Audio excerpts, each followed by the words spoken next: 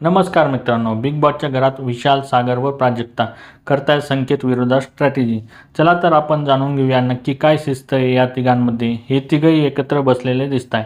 विशाल बोलतो खूप सिंपल आहे, कसंही करून संकेतला नाही द्यायचं, नाहीतर आपण खूप मूर्ख दिसू.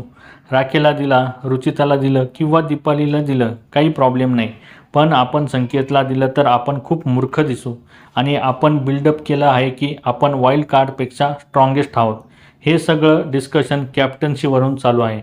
प्राजक्ता बोलते त्या दोघींपेक्षा आता तरी तो चांगला खेळतोय.